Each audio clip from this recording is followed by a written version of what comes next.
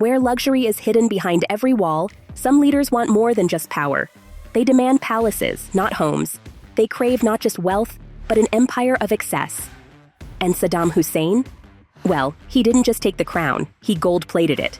From palaces that would make royalty blush to cars that even James Bond would envy, this is a life of extravagance that defies belief. But was it all power moves, or just one big, gold-dipped ego trip? Saddam Hussein. From revolutionary leader to downfall and execution.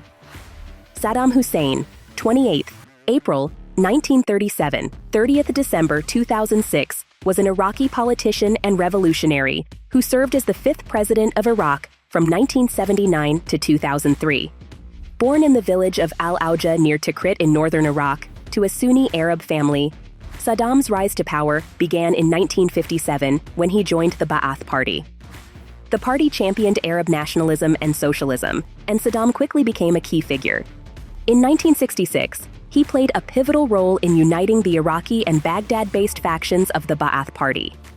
He later became instrumental in the 17th July Revolution, which led to his appointment as vice president under Ahmed Hassan al-Bakr.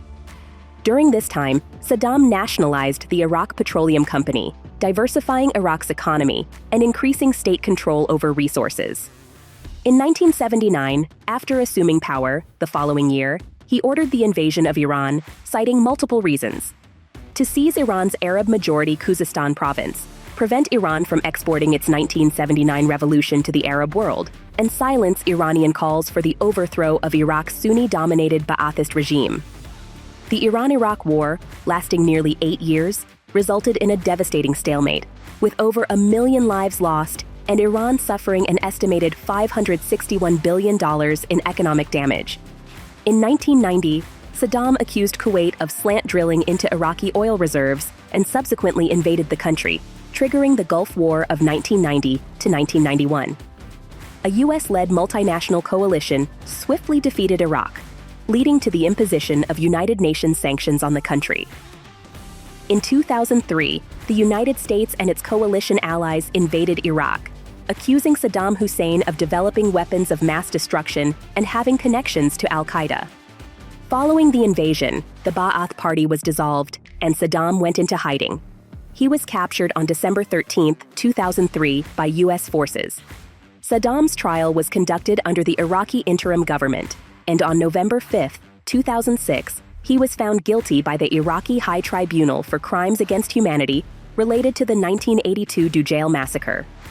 He was sentenced to death by hanging and was executed on December 30, 2006. The magnificent excesses of Saddam Hussein's palaces. During his reign, Saddam Hussein is said to have built between 80 and 1,000 palaces across Iraq.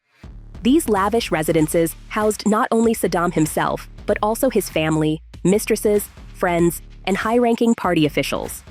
UN documents highlight that 8 of these palaces were particularly prominent, comprising over 1,000 buildings adorned with marble and gold accents.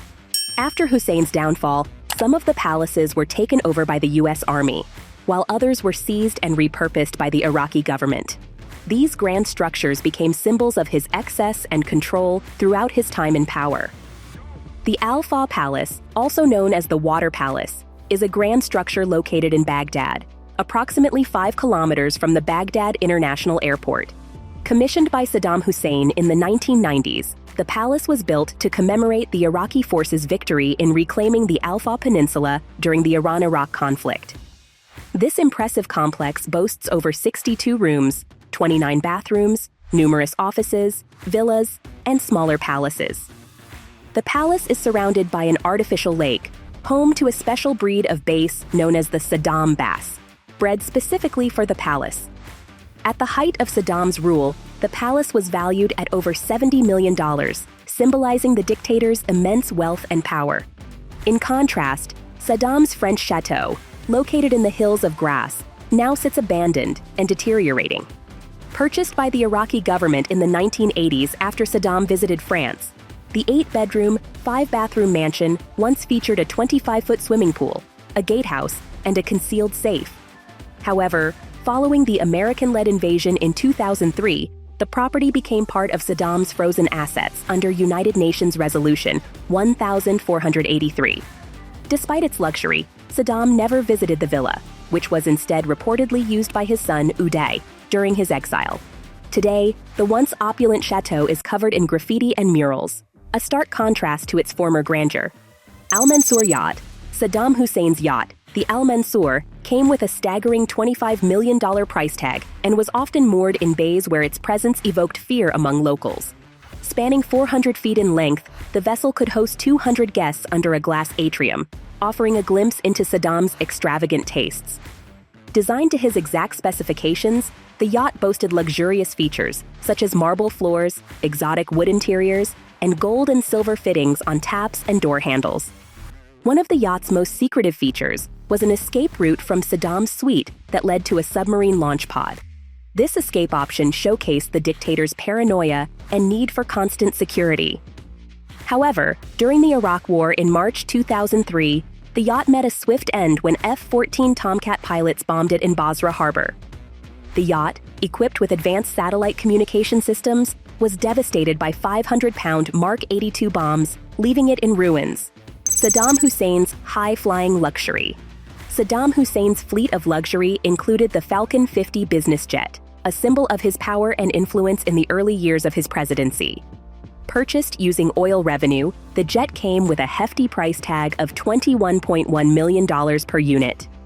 Known for its speed and efficiency, the Falcon 50 could carry 8 to 9 passengers and boasted a maximum takeoff weight of 18,008 kilograms. However, the jet wasn't solely used for luxurious travel.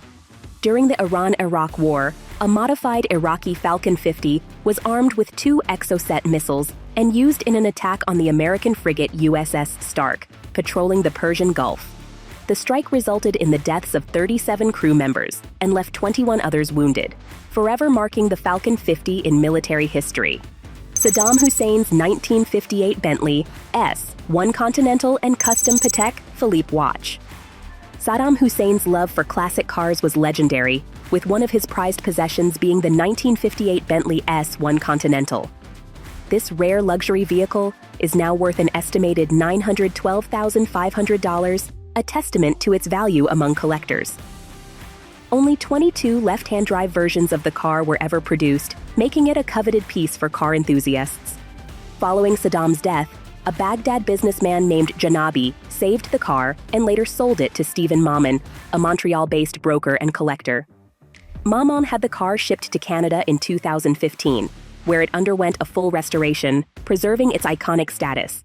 Alongside his love for luxury cars, Saddam also had an affinity for extravagant watches, one of which was a custom-designed Patek Philippe. This timepiece, featuring the Iraqi eagle on its dial, surfaced at Dubai Watch Week as part of an auction.